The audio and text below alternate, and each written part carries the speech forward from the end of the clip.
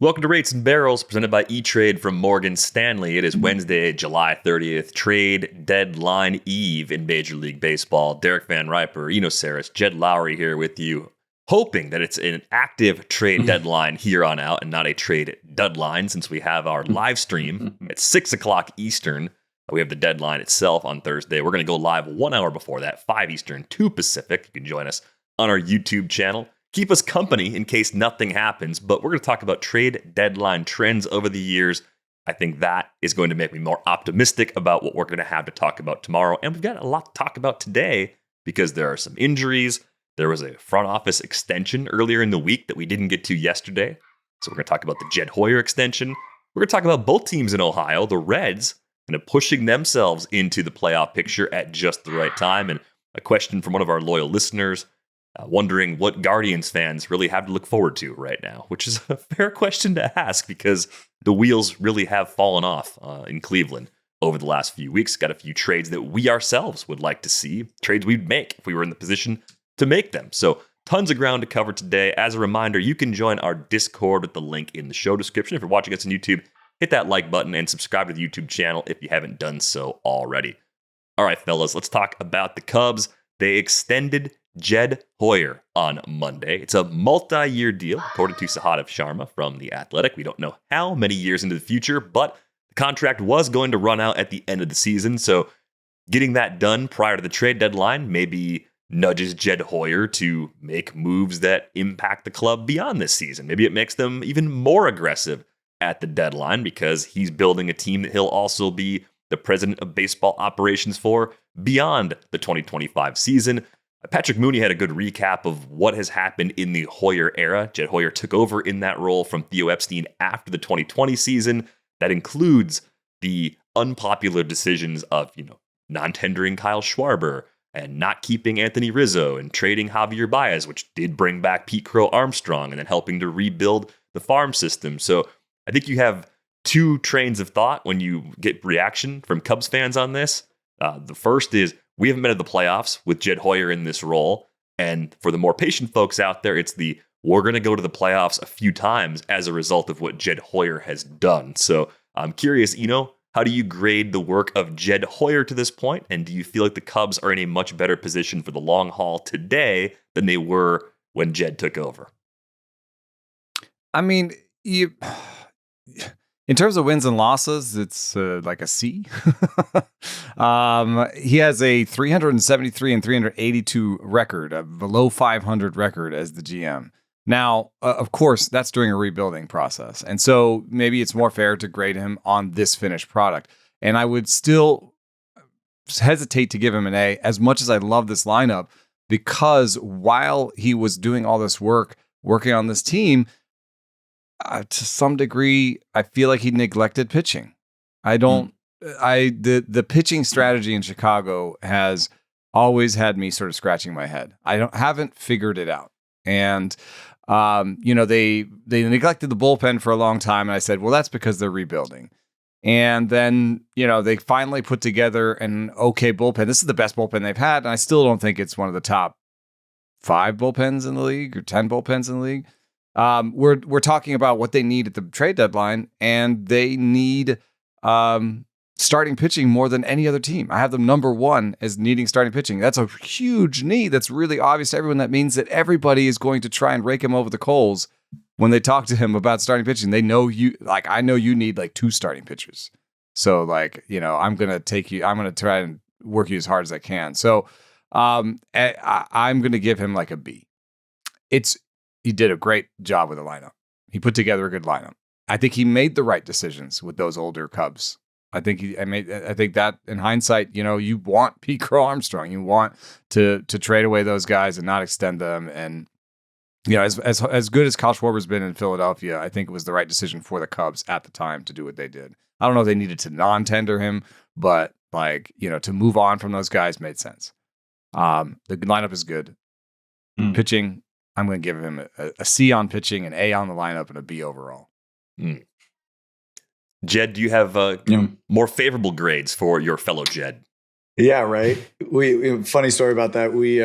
He always tells it. He got recognized in Boston because he was there when I was there as me, and I'm sure he probably gave me a bad name in Boston when I was there walking around telling not responding to fan requests and all that. But no, Jed and I are Jed and I, we laugh about that. I saw him in Tokyo this year and had a good conversation, and so he's. I listen. I think he's made some hard moves.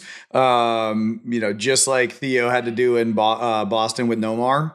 But then you look at the Carson Kelly signing this year. You look at the Kyle Tucker trade, the Suzuki signing. To Eno's point, the lineup is pretty formidable. The pitching. It's hard to say that they couldn't use some help. To Eno's point, they've got Matthew Boyd, who's just having an absolutely fantastic year.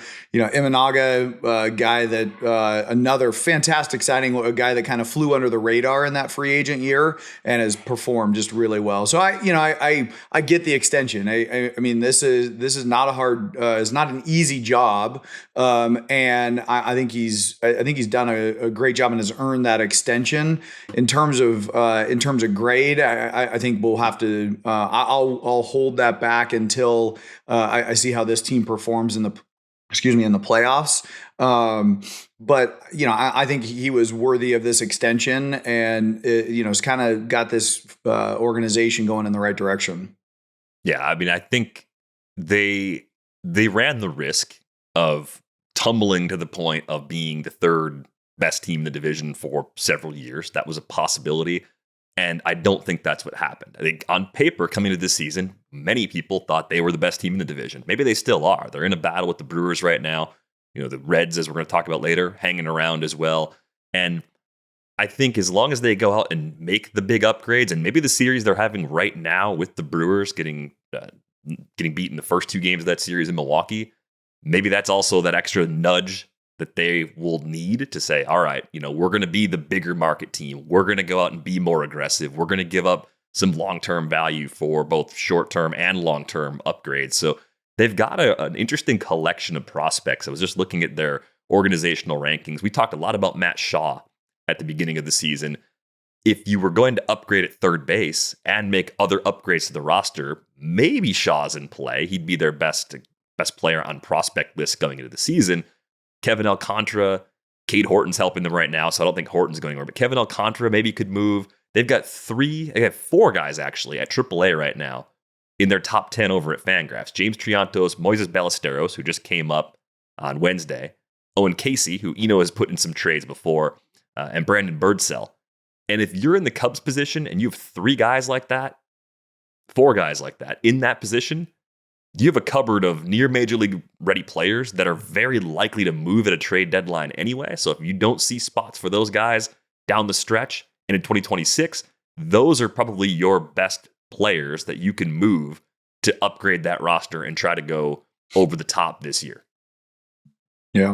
Yeah, Matt Shaw's an interesting one because he got off to the slow start, needed to go down, make some adjustments, kind of get that first taste of the major leagues, and he's come back and played better. I mean, he's still below average OPS plus right now, but a very dynamic guy. And so still with a 1.5 WAR, obviously playing great defense, and at 23 years old, that's a tough one. It would be tough to move off of him for a short-term rental. So yeah, it'll be interesting to see how, the organizational direction with Shaw. Thought was going to do the breaking news riff. I see 2 notes from producer Brian Smith on the side of the screen. They deserve here. It. They don't deserve small. it. Don't save They're it. small. Save it for later. But the moves, this one from Jeff Passan, the Angels acquire Luis Garcia, the reliever, in a trade with the Nationals. It would have been a lot more exciting if it was Luis Garcia, the infielder, but it's Luis Garcia, the reliever. The Angels are also acquiring Andrew Chafin, according to Ken Rosenthal, so trying to bolster the bullpen. It's strange. I mean, I get it. You want to keep trying. You don't want to throw away a season. The present gets underrated sometimes at the expense of the future. But the Angels bewilder me at every turn, and I think that's an Artie Moreno thing.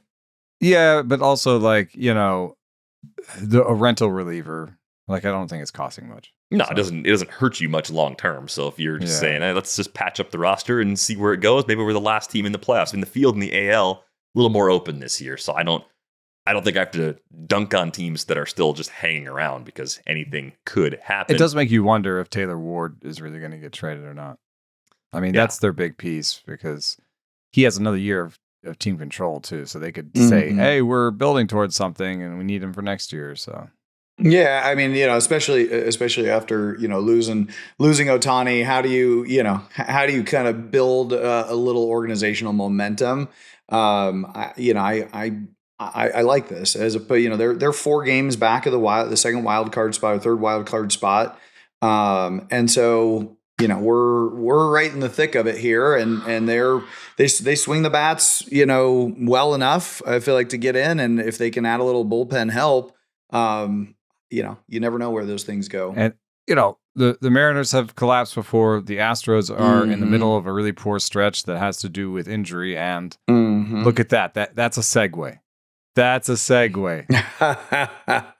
I knew it was coming. Yeah. So the big news for the Astros, Isaac Paredes' hamstring injury is worse than expected. The initial projection on that made it seem as though maybe he'd return this year. And now there are some rumblings that that's less of a certainty.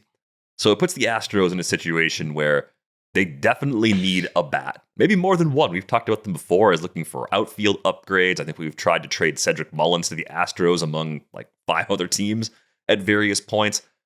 What's really interesting is the way Jim Crane has pushed at trade deadlines during his tenure as an owner. They've made splashy moves. They've actually gone out and taken on some payroll even at times. And I think they have some room before they hit the next ban for the luxury tax. So we've talked about that with Chandler Rome on the show.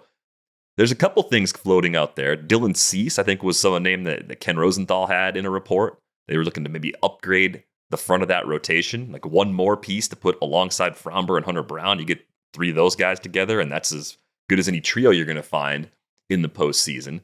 And that's kind of interesting.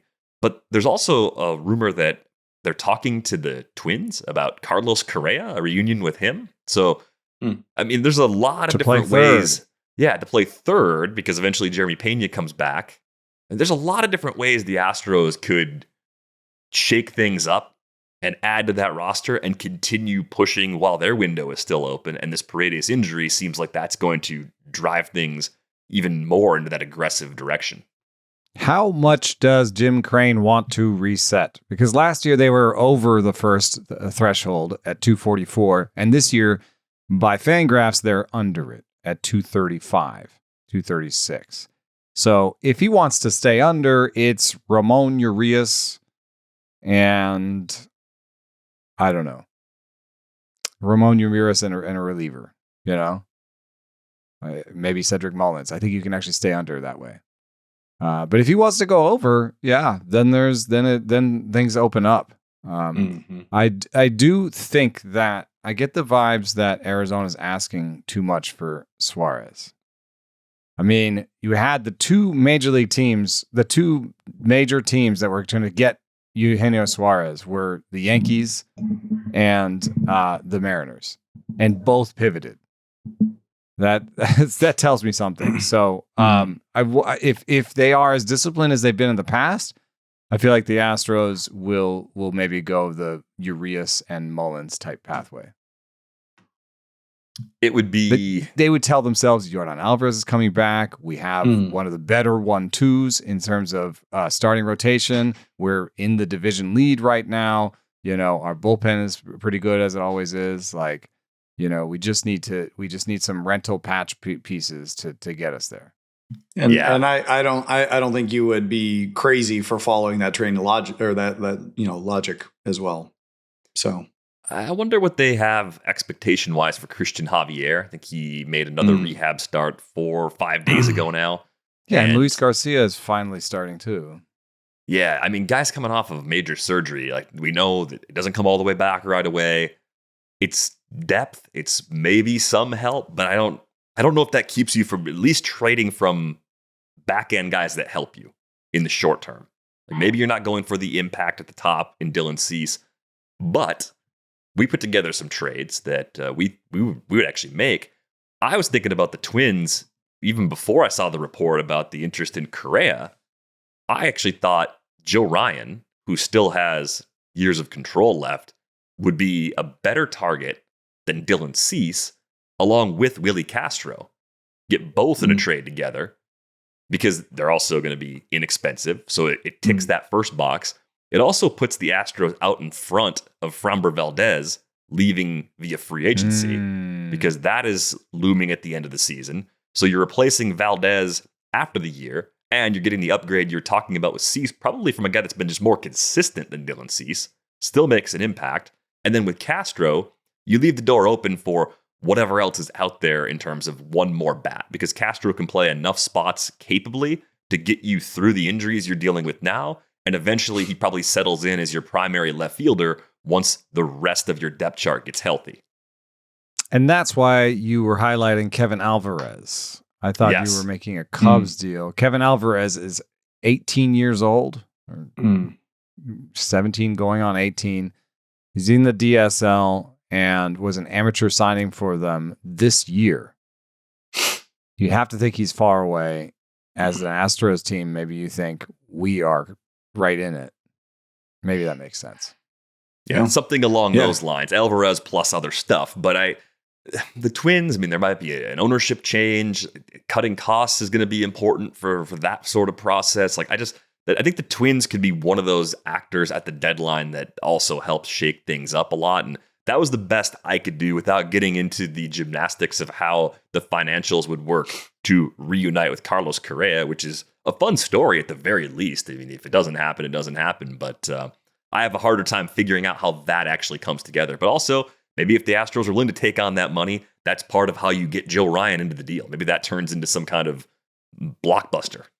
And it probably also will be a window into how they're feeling about Yordan too, right? Like I think if they, if they're feeling good about Yordan's progress and that he'll come back and be effective, then a guy like Willie Castro makes a ton of sense.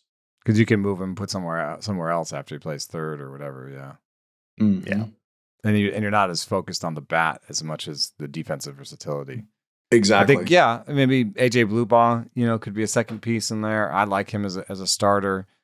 There are some rumors that the Twins are asking for the moon. Who knows what that means? That's just me using the media to make your point, I guess. But I after saying what I said about Eugenio Suarez, I do think there might be an opportunity. I thought the Phillies were an interesting team because the Phillies have some pretty defined needs, and they are super win now, and they have a ton of money coming off the books. And what I see is like a little bit of opportunity in the rental market. I feel like the rental market is cheap, and so I want to be cheaper. And we were talking about this pre-show. I hadn't really thought about what I was sending out. I just thought the Phillies should get Eugenio Suarez, and maybe an outfield piece. I thought a Harrison Bader might make sense. They've been linked to Luis Robert Jr. Somebody that can play some defense because their outfield defense is pretty bad, but also have some offensive upside. I like that. But there is a one trade, and that's bending the rules, because we were like, come up with one trade, and I came up with three. But instead, you guys helped me focus in, and I have one trade. The trade is Alec Bohm to Arizona for Eugenio Suarez, Alec Thomas, and Ryan Thompson, the reliever, the kind of funky sidearm reliever. Yeah. And the idea is, you give up a year of Alec Bohm, and that's probably around $10 million surplus. It's not that much, actually, in terms of what you're giving up. And you're saying, how excited would we have been to be like start next year and be like, Alec Bohm is our third baseman. Next year, we'll just be like, we don't know who our third baseman is. We have a lot of money coming off the books next year. They have 180, 200 million under contract for next year. They have 300 this year. So they have a lot of money coming off the books to say, just punt the problem. Arizona says we get a starting third baseman for next year. We don't have to rely on Lawler. We can bring up Lawler and maybe Lawler takes the job from Bohm, but we have a guy we put in. And they've been playing, they have a couple different options in center. Alec Thomas and Johan Rojas would be a very high defense lefty-righty platoon for the Phillies in center. Give them defensive replacements, Leighton Gaines for Nick Castellanos. Alec Thomas is maybe not the bat you wanted, but you get the bat in Gino. So that was my thinking. You do get a bat, you get some defense somewhere, you get a defense in the outfield, and you get a fungible reliever. You give up a year, and it is something that those teams seem to do. Arizona buys guys that have about a year left. They bought Josh Naylor last year, So, I could see them taking Bohm back in this trade.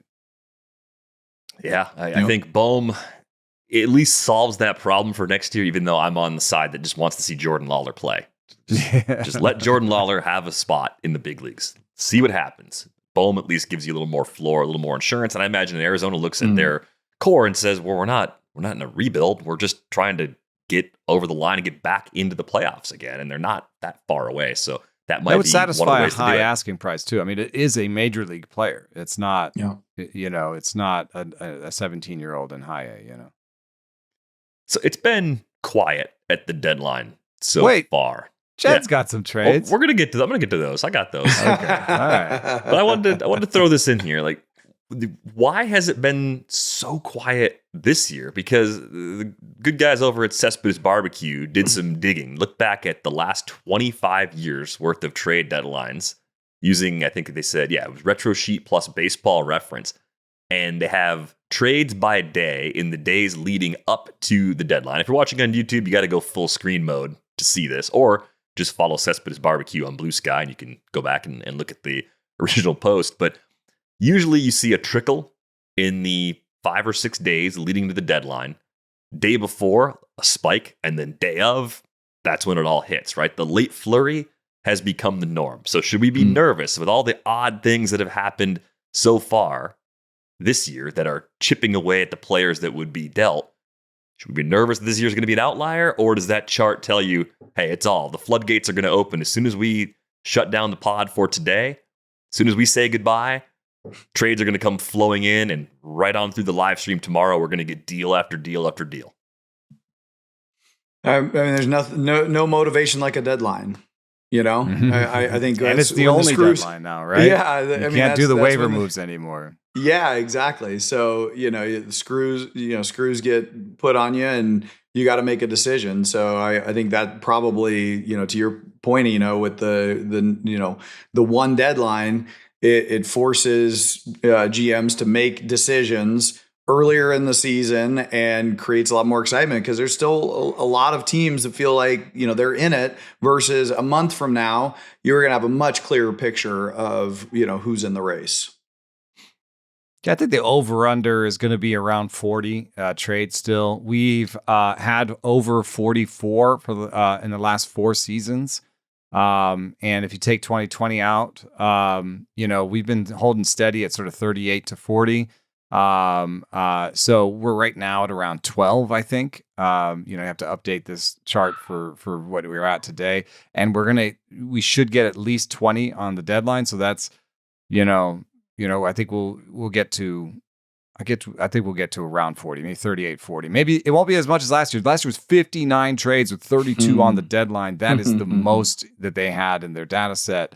And one of the reasons I think this is A, we've gone to the one deadline, but B, I think that rentals at the deadline have become an attractive proposition because the cost has come so far down. Way gone are the days that you give up Gleyber Torres for Aroldis Chapman. Like last year, I looked at it. There was one Keith Law top 100 prospect that was traded, and it was number 99. And it was a pretty good trade. It was Tyrone Liranzo for in the deal for Jack Flaherty. And he looks like he might be on his way to being like a decent major league catcher. And there were some wins. Augustin Ramirez in the Jazz Chisholm deal looks like a starting catcher in the big leagues with maybe above average offense. So that's a win. However, Jazz Chisholm, not a rental. That was a multi-year thing. So what we're talking about is Liranzo, like a young guy in A-ball that turned out to be right. That's like the best that you can do at the deadline right now, a fringe top 100. So if that's the case, like I'm buying in the rental market. Especially like rental relievers, rental back end starters. Like if I'm the Giants, I know that, there's a lot of people saying the Giants shouldn't buy. They've already bought in getting Rafael Devers. But I was just at a game in San Francisco on a Tuesday night against the Pirates that was sold out. And they haven't had that energy in San Francisco in a long time. So you can do a lot of media work and like help your clubhouse and make everyone feel good by doing something small that doesn't cost you in the long term. So like an Andrew Haney to the Giants. What's that going to cost you? But it helps them think, okay, we got a starter. We're shoring things up. We did some buying. I think that's a little bit of what Anthopoulos does. Even now he's going out and getting guys and. Yeah, no, you're right. It sends a clear message, and I wouldn't describe Devers as a small move either. That's a pretty big splash. Right. And, hopefully, your point about having a sold out game with a ton of energy, that Buster has kind of reinvigorated that side of it. That there's some excitement. There are players that fans want to see. Mm-hmm. Yeah, and they have a interesting core. They maybe have some work to do. Maybe it is just a 500 team, but they're above 500 now, and they're in the race. And so I would, even if there are some rumors that they would trade Camilo Doval. Maybe he can thread the needle where he trades Camilo Doval away because he says we have a really good bullpen anyway. Randy Rodriguez is our starter, as our closer, and we're also buying. Look over here, we're also buying. Mm-hmm. I don't think it's the case necessarily where they trade away Duvall and everyone's super mad about it in the clubhouse like it was with Sewald. It's not the same situation. He's already been sort of up and down with them, and he's been pretty good. But I think they love Randy Rodriguez. That kid is lights out stuff. Hard not to like that. I do think with Duvall too, maybe you get enticed by one fewer top end reliever being available and the offers being pretty good for impact guys. And because Duvall is not a rental, he's going to be under club control through 2027. You're bolstering your bullpen for the rest of this year, but you're also doing it for the next 2 seasons potentially with Duvall. So there's a lot of things to think about with that. And I'm of the strategic things that you can do trying to contend for this year and trading off the big league roster. I generally look at trading your top-end bullpen guys as the least harmful thing you could do. Yes, you can always disrupt clubhouse harmony and send a kind of a mixed message to the guys that are there. Oh, what are we doing? Like, we added Devers, but we traded away one of our best relievers. Like, what? Why are we doing that? Like, I could see that being a reaction, but thinking about how Buster Posey is running things, maybe there's a conversation that happens after that move where Buster's down there in the clubhouse saying, here's what I'm thinking. Here's what we're doing. I believe in this group. This is why we did this. And maybe that carries some weight that, we don't always get that level of communication between front office and players either. Yeah. Yep. Let's get to some other trades that we'd like to see, though. Jed, you cooked up a couple of deals, and I like, when the assignment is just, hey, let's make a trade, one each, and everyone comes with 2 or 3. Like that's good. That means we have a more loaded rundown. But throw on your quarter zip, Jed. What's the deal you want to see get done? Yeah, said 3. I was even less focused and came up with 4. And why not, right? Let's talk about all of them. I think when I started looking, I'll start with the Padres. A lot of people are talking about the outfield, but I looked at the catching position, and I don't know, if the Braves are interested in moving Sean Murphy. But, if we're doing this in a vacuum, Sean Murphy upgrades that lineup probably more than anything else. If you look at the production they've gotten out of the catching position in San Diego, Diaz has had an all-star year, and Maldonado's always been a solid backstop, but both have left the Padres wanting for more from the bat. At the catching position. So I think a Sean Murphy move to the Padres would be a huge upgrade. I just don't know if the Braves are interested in that. The other than we talked about or before the show, really quickly. Yeah, sorry. Just to your point, throw up the grid. This is just a color-coded grid of rest of season projections at every position. Don't focus too much on the numbers. Look at the colors. Look at the brightest red color on this entire thing. It's only contenders, and the brightest red color is Padres catching. There you go. And to my point, for when you look at the very top, the mega contenders, the Dodgers, Phillies, Yankees, and Mets, the brightest red is the Phillies outfield. That was why we were focused on the Phillies outfield. So this way you can, with the colors, you can kind of see Shohei actually really kills the DH line, because he's like that bright green in DH, and everyone looks terrible, comparatively. But if you take Shohei out and Schwarber out, you basically see that most of the teams are just figuring it out at DH, and that could DVR, be a way that you can easily improve, is just make your DH a little bit better. The DVR rotating DH. Yeah, right. That's what I would do. Like, if I didn't have an Ohtani, sure, I'm going to rotate that spot and keep everybody fresh, as far as not having them out in the field every single day. But there were a few other red spots on there that you covered with some of your trades, Jed. I mean, Harrison Bader, I think if we're making a list of players that are almost certainly going to get traded in the next 30 hours, Harrison Bader's pretty high on that list, because why would the Twins in their position hold on to him? And plenty of teams can benefit from a great defender that can play center field, even if they're going to be occasionally giving him some days off against tough right-handed starters. Yeah, and we hit on the Phillies there with the outfield, right? And I think Reynolds is a guy, I don't know what if Pittsburgh would ever trade him, but a guy that just adds instant offense, balances at the lineup, obviously with a switch hitter. But Bader could fit in there. I when I was originally looking at this, I looked at Bader to the Tigers, and I like the idea of a right-handed bat. But I also, as Parker Meadows has gone back on the IL, Trey Sweeney, not being the guy yet that they hope he'll be. You look at a guy like Cedric Mullins to the Tigers too, to kind of balance out, because Baez is going to jump in there. Curry Carpenter is a left-handed bat. I wouldn't mind seeing Mullins to the Tigers. I think that's a good fit with Parker Meadows on the IL. Yeah, a guy that can play some center field and maybe ends up more in the corner if and once Meadows is back. So I can see that definitely making some sense. That Murphy call, I think they would do it. I think Drake Baldwin looks like a 110, 120 game catcher, a clear impact bat. We've seen that already. I mean, does damage, low strikeout rate. They've had an embarrassment of riches at catcher before. It was William Contreras, the younger option they traded away a couple off seasons ago to clear the deck. But I think this time around, given Murphy's age, given that he's having a bounce back year, he signed through 2028. It's not a ridiculously expensive deal, but it's the kind of move that if you're worried about bumping up into certain luxury tax thresholds, you want to move away from it. I think the only challenge there is for the Padres, they're so tight cash wise. It's gonna be some part of the AJ Palooza, where he's making a bunch of moves some salary in one deal and then takes it back in that one, or Atlanta pays it down. They give up more young talent. But I think as far as fits go, that's a great fit. Yeah.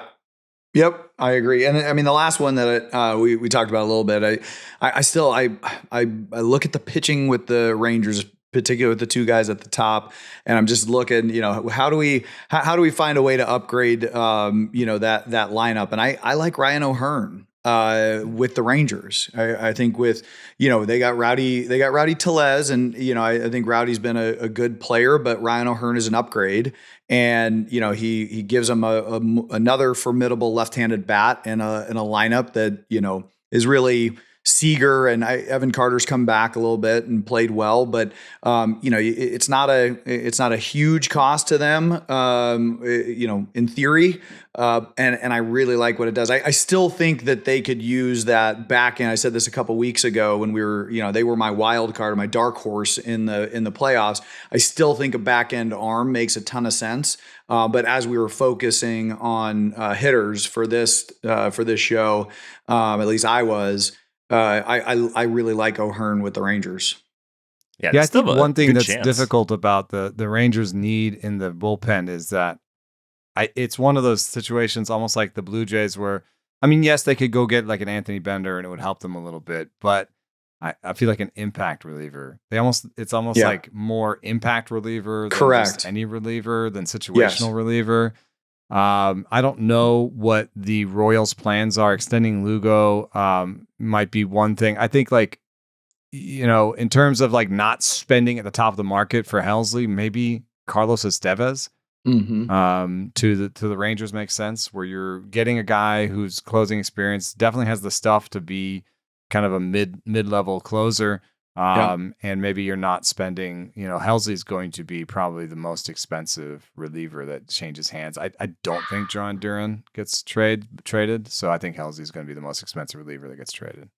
Yeah. And that was very specifically what I meant, a closer, right? And I think I said that a couple of weeks ago, is that, if the Rangers can get a closer, it just makes that rotation even better. Maybe the Rangers are the fit for Camilo Doval if Doval's going to get moved, guy that can be that solution for a couple of seasons. But yeah, I think that's an interesting group of moves, and we'll see if we hit on any of them, right? So it's fun to hit on a wild prediction like that. We'll expand the exercise a little bit because the Reds are heating up at a good time. This is an under-discussed team in part because they've been sitting pretty much all season behind 3 other clubs in division, at least 2 behind the Cubs and Brewers. And for a while, you look at the Cardinals, they'd even be a notch or 2 ahead of the Reds in the standings. But as things sit here on the 30th of July, the Reds are 56-52, 4 over 500. The Fangraphs playoff odds, and I think this has more to do with how the NL has taken shape, only have them at a 16.5% chance of making the playoffs. They've done a lot of this in recent months without Hunter Green, who's been on the IL. I look at this Reds team, and I think they're really interesting. C. Trent Rosecrans, we've had on, who covers the Reds for The Athletic, says they're one big bat away from being dangerous in October, and I kind of see it. Like, I think my long-standing criticism of the Reds is that I think they're in the group of teams that never seems to have a good bullpen. Like, in terms of impact at the top and depth, they always seem that they're falling short in that area. It's amazing. If we went back 18 months and I told both of you, hey, the Reds are going to be looking for an impact bat at the trade deadline in 2025 to make their push toward the postseason, you guys would have been like, wait, what? They don't have enough. All their other bats? What happened to all their young bats? What happened to the too many hitters that they had at one point and couldn't find room for? So I'm just curious what you guys make of this Reds team. Will they close the gap on the couple teams ahead of them right now in the wild card race? Because they certainly look like a dangerous team if they can make their way to October. Yeah, I mean, there's no doubt. I look at this lineup. You talk about another fit at third base. I don't know if they've got what it takes to go get Suarez, but I mean that would be a huge upgrade for them. Bring him back to Cincinnati. Push Marte to the outfield. I think that would work. Yeah, exactly. I mean, you got Spencer Steer, who's been okay. Matt McLean's been okay. So there's some areas in the infield that they could upgrade around Ellie. And the outfielders they're not the sexiest names in Austin Hayes, Friedel, and Fraley, and Gavin Lux, but they're been very productive. And it's a balanced lineup, and I also a testament to, quite frankly, to Terry Francona, a guy that just continues to identify talent and get the most out of guys. They do have red on Eno's chart from before: first base, third base, left field, right field, and DH. That leaves the card pretty much open in terms of where you get that impact bat, though. Like that, those are the more acquirable impact bats that tend to move this time of year. And I think like Steer and McLean, to some extent, you're just like, hey, like just hit that other level that we've seen from you in the past, right? Like you're just develop, just get a little better. I don't think you're replacing them. I think you're just hoping they get better. If you look at the Reds' ranks so far this season, it tells the same story that you just told. Great in starting pitching, adequate in relief pitching. Ashcraft to the pen has helped. Pagan's been surprisingly good. They've got some okay pieces there. If they bought a reliever, I wouldn't hate on it. Maybe if it was a rental reliever, like it didn't cost them much, that could be an easy way to try to improve the team without costing them in the future. But I was really surprised when I got to the bottom here that they don't hit the ball hard against anybody, even though they have Ellie De La Cruz. And they particularly have been bad against lefties. And so, thinking about how the Reds like to work, if they're going to improve for this year, I think they also want to improve for next year. And so I think the move could be Taylor Ward if they can convince the Angels to sell, because Taylor Ward would be an impact right-handed bat that hits the ball hard and fits right into their biggest weakness. Could replace how many at-bats you're getting from Will Benson, basically, who was good for a little bit, but has really fallen off. So I like Taylor Ward, and particular, I circled on the righties that have years of control left. So Ramon Laureano could make sense for them. Yeah. These are two right-handers in the outfield that can be there past this year. So it depends on how much you want to spend. Obviously, Laureano's going to cost a little bit less, but Laureano could be a fun fit for them too. Maybe you say, okay, the Angels, really want to see a big package to come to sell this year, but the Orioles are open for business, I think, especially if you offer them some pitching, which happens to be an organizational strength right now. Yeah, Laureano has a club option for next year, but prorated $4 million for the rest of this year. Any club can make that work, no problem whatsoever. It's a 291, 356, 531 line for Laureano. He's putting together a great year for the Orioles. He's cut the K rate down a ton, 24.6% from 31.1% last year. He's usually in the mid to high 20s. So to see him on the good side of that, chasing less, it looks like actually some sustainable adjustments. Put him in a park that boosts homers. Yeah, that could be a really good fit. So could definitely see something like that. I do think making a dent in the outfield beyond this season makes more sense than doing it on the infield. You already talked about Novi Marte maybe moving to the outfield. Sal Stewart is close. He might be their third baseman next year, so you don't necessarily go out and get someone that's going to be there beyond this year that's going to play third base unless you have some designs of making more trades. To some extent, you're going the way your young guys are going. Like if McClain and Steer aren't going to take a step forward, if Marte isn't going to be good, like you're kind of, those are your chips in your basket. Like you kind of need those guys to be better. And so, those are a lot of those infield pieces.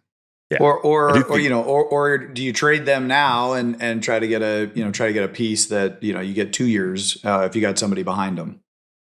Yeah. Yeah. It could be interesting. Younger guy behind them. In the absence of Green, Nick there's got to be a Lodolo. little bit of organizational anger at Novi Marte. So gotta be a little bit of like, maybe we'll trade Novi Marte for somebody who only get for 2 or 3 years, but fits our team better or something. I think you get some GMs that'll take that phone call. Part of what's worked really well in the absence of Hunter Green, Nick Lodolo has been great. How many Nick Lodolo YOLO yo-yos did you execute in your drafts this year? Do you have Nick Lodolo everywhere on all your teams, or did we talk about him a lot and ultimately not get as much of this breakout as we should have? I priced him out of my own price range. Nice job. Yeah, nice. That's exactly the opposite of what the people that can leverage the system do, right? Like, you did the exact opposite. Yeah, I talked him up, and then he got so expensive on draft day that I don't think I have any shares. Yeah, but you're a good human. You didn't keep it to yourself and load up and then talk him up. You just did the right thing and talked him up and paid the consequences of not getting him by talking him up. But they also, right? I didn't think that the Nick Martinez, qualifying offer was necessarily the best idea for them, but he's really worked as glue for them, and he's made 21 starts for them. It's a 4.69 ERA, but that's a tough park, so it's actually near like basically an average 4th, 5th starter. He's got almost 2 wins above replacement. I didn't really love the Singer acquisition, but the same deal. He's been like nearly an average starter. I don't love Abbott's stuff, but he's been great for them. And then Hunter Green's going to come back. So they have a 1-2-3 for the playoffs. Martinez and Singer going to the bullpen in the playoffs would make them more dangerous. Then they have an ultimate wild card in Chase Burns. Just, he hasn't quite figured out, but in terms of his pitch mix, I think needs to be a little bit wider than it is. But could you bring out Chase Burns to throw 100 with 92 mile an hour sliders for 2 or 3 innings in the playoffs? Like, I think that would be really, really dangerous. So I saw David Price do it. Yeah, the roster is like pretty well set up. I would focus on bats. I also would point out too, Chase Burns, that second start in Boston, they may have had something. He may have been tipping in that outing, and that was brutal. He recorded 1 out, gave up 5 earned. Oh. Other than that, I mean, there's a bump in the road in Washington, but he's had 3 10K performances his last 3 times out. Yeah. I mean, 8, 7, 10, 10, 10, and 0 for the strikeout totals. The 0 was the start in Boston. I mean, Chase Burns maybe he's your game 3 starter, and you have 3 like excellent. If you get Green back, you got Green, Lodolo, and Burns for your first 3 games, and Abbott is like your lefty multi-inning reliever. Like, I mean, they're set. They're pretty set up on the pitching side. I wouldn't worry too much about it. Yeah, the Burns, you're talking about a 22-year-old stepping into the big leagues with obviously plus stuff.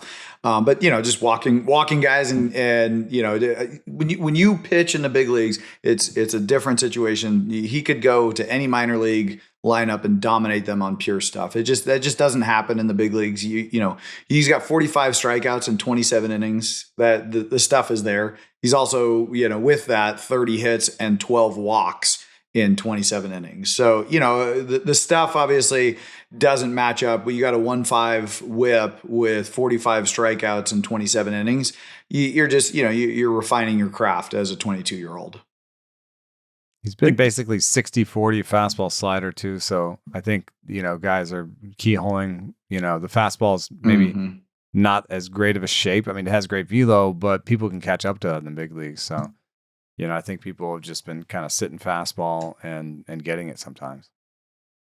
I've been waiting for the summer correction for Andrew Abbott, where the warmer weather makes the ball fly and his fly ball tendencies come back to bite him. It's not happening yet. It's still...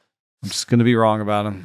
Still looking really good. The matchup, I have to point out that no model really likes him. It's not just me. No model. No, well, yeah, he's pure Lodum, man. Like, he's just hey, it works and we can't explain why, so let's just let's enjoy it while we can. Yeah, I mean that's the beauty of this game, right? Is that there's something that is non-quantifiable that is making a guy who by all accounts shouldn't be doing it do it. Like that's goes back to our Gattaca conversation a few months ago, right? Yeah, right. Yeah. If we had like a stuff plus requirement for making the big leagues, he wouldn't be in the big leagues, and yet he has 350 innings of a 3.29 ERA in Cincinnati. Exactly. Let it rip. The Reds are going to play a game at Bristol Motor Speedway this weekend. That's going to be on Saturday. That game will be on Fox, nationally televised night game. And the matchup on that one, by the way, if you didn't have reason enough to tune in just to watch a ball game at a NASCAR track, it's Chase Burns against Spencer Strider. Just pure gasoline on the mound that night. Gas. It's in the right park. Location appropriate. And I like these different venues. I think the game at Rickwood last year was just incredible. Yeah. And then the Field of Dreams game. But it got me thinking, Jed, a non-traditional venue that you would have enjoyed playing in. Where could Major League Baseball have set up a baseball diamond in your imagination and you would have said, that's awesome, I want to play there? Like, what's your biggest pie in the sky venue for a game? Well, I think one they've already done in the Field of Dreams, right? Like that. That's pretty special. If you're a fan of baseball lore at all. I'm not bringing a new idea there. I did enjoy. We played at the LA Coliseum, I think it was the football stadium.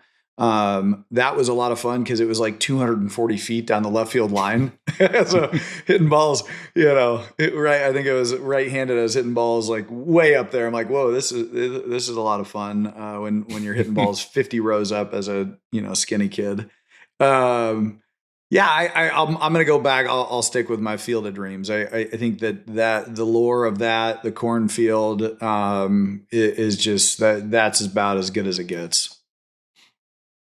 Yeah, that one I feel like is like a recurring on the circuit sort of place. Like you do that every few years and it's going to be awesome every single time. But I was thinking about the Bristol game this week. I was like, I kind of wish I had made some plans to go see that. I'm not like a big racing fan. I've been to a few races live, IndyCar. I've never been to a NASCAR race, but I think the alternative venue is actually a good idea. Some people might think it's gimmicky. I actually like it. I think it's a fun one-off thing to have that makes a game in August just kind of pop off the schedule in a way that it ordinarily wouldn't. Yeah, no, I love the idea of it. I mean, it's you're going to reach different places. It's a huge investment to turn that infield at Bristol into a baseball diamond. But for a one-off, like you said, bring some eyes to it that maybe you wouldn't before. I agree. I love the idea. Just how sustainable it is from a business perspective is probably one of the things that they have to consider. They being Major League Baseball.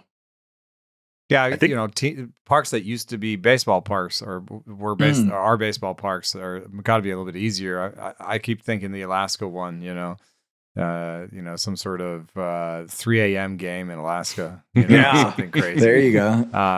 But it's just it's a trek. I mean, you're obviously playing the Mariners in that game, but I was up there. I was up there. Yeah, exactly. I was up there. I was up there for the Alaska Summer League after my freshman year of college, and we played that game. We started at midnight, and you could have told me it was 3 in the afternoon. I wouldn't have known any different. You could also benefit places that have had some issues in the past. I think of a little bit of like Maui. It'd be kind of fun to play a game in Maui to benefit the victims of the fires there.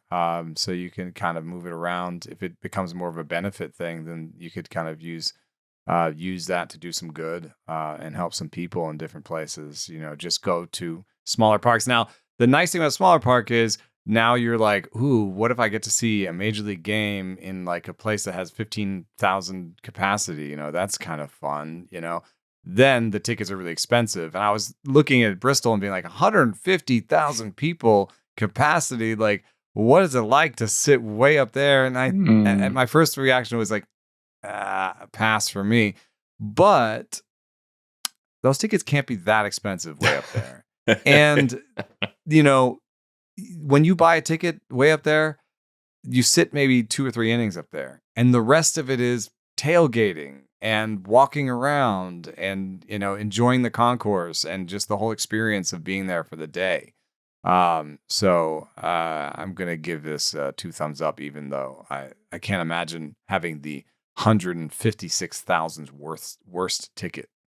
Are we allowed to walk through with a cooler full of afternoon crushers? Like, can we bring our own stuff in? Like, that's just also going to be a big around, factor. Dude, just never get to your seat.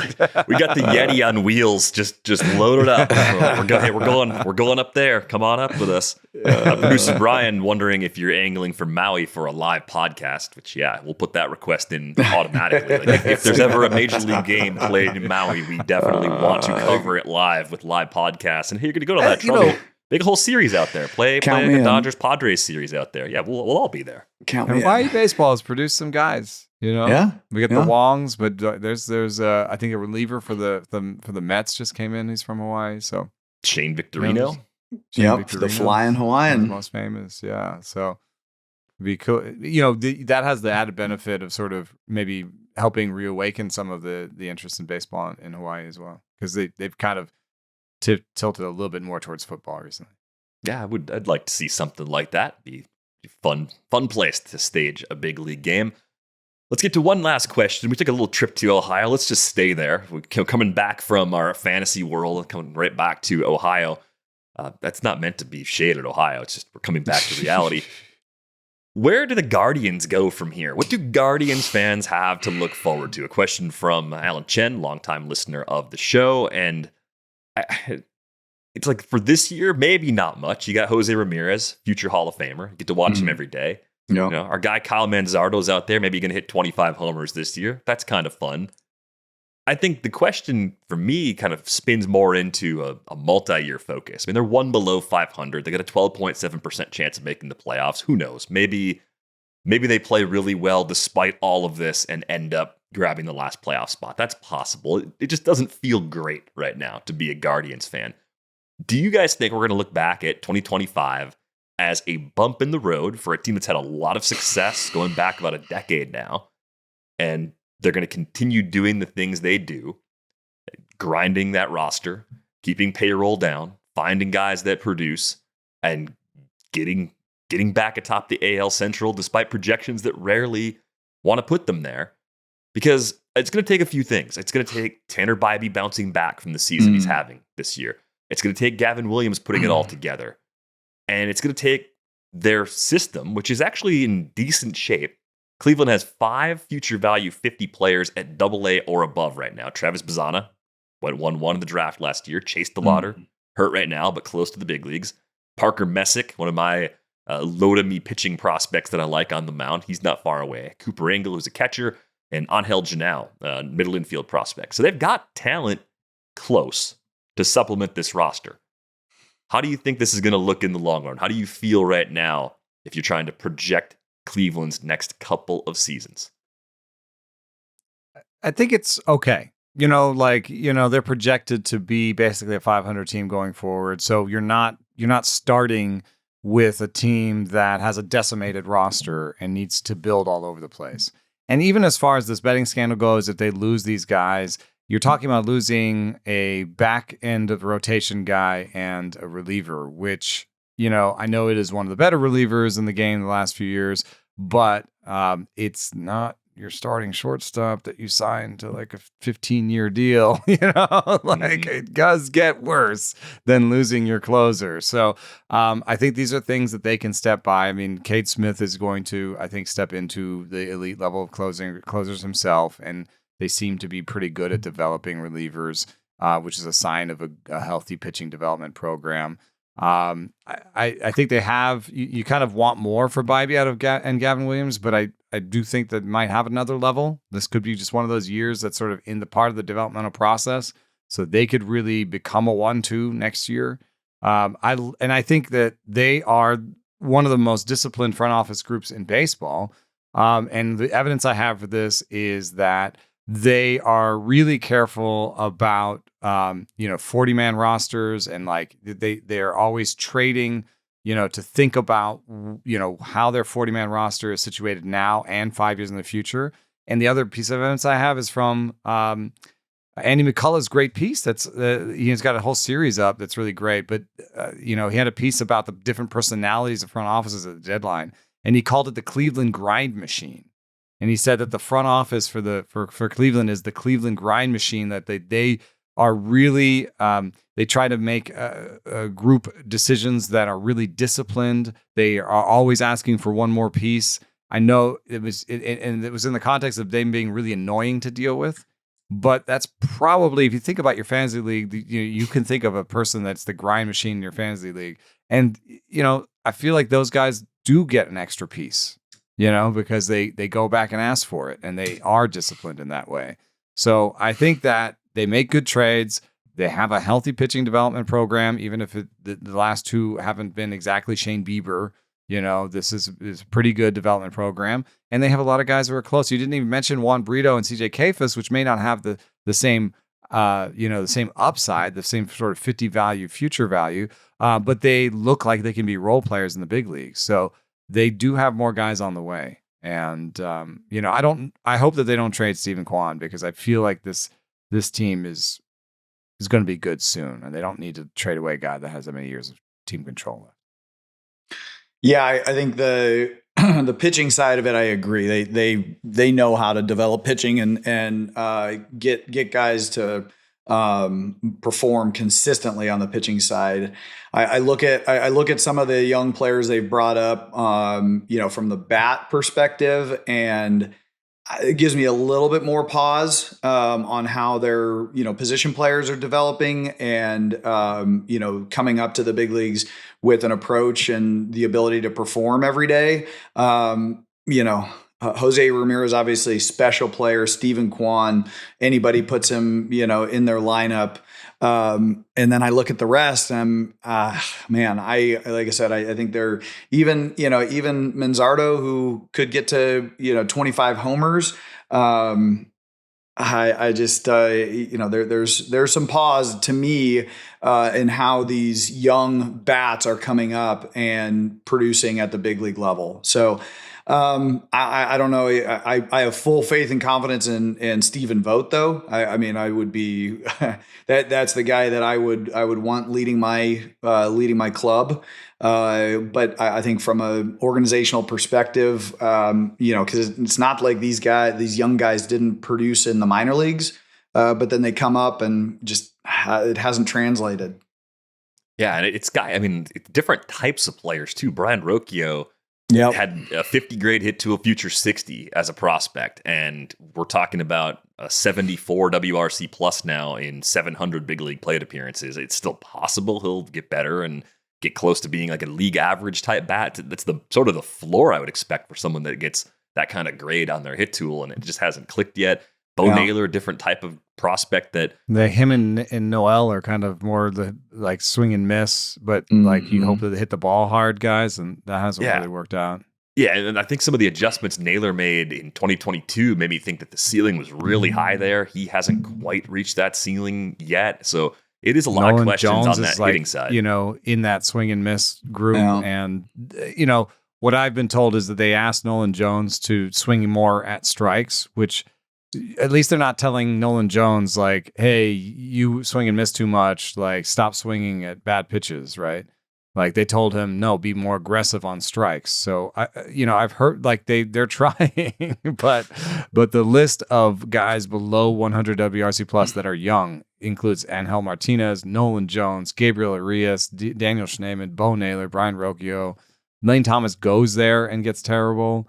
John Kinski, Noel, like David Fry has been bad. Like it's just, you're kind of like, wow, you'd think that at least one of these guys would have popped this year. And that's what you need to do in years where you're bad. You need to be like, well, this year, at least we found, and I guess the answer for that is at least we found Kyle Manzardo. And I think he's maybe what, maybe where I can get with Jed, because I kind of think that he's shown something good, Kyle Manzardo this year, and he can be an above average regular first baseman for them. Where I can agree with Jed is maybe that if he's the crowning jewel of what we found this year on the bat side, that's like, like you should have done better. Like you had all these young players, you should have done better than, we found a slightly above average first baseman. Yeah. Something just seems like it's a little bit off in the finishing of position players and what they do at the plate in Cleveland. I don't know exactly what it is or how to fix it, but if they could figure that out, then it changes a lot about their future. But it looks like a lot more of the same prior to this year, which is actually a good thing based on results. I think to be more pessimistic about Cleveland, I would need to see, the White Sox turnaround is a couple years away from happening. The Twins might be going through some down cycle, like that helps them. And the Royals, while they're putting in more effort and spending money, I don't look at what the Royals are putting together and say, yeah, you got to worry about them. So it still looks like a pretty good couple of years ahead of this Cleveland core.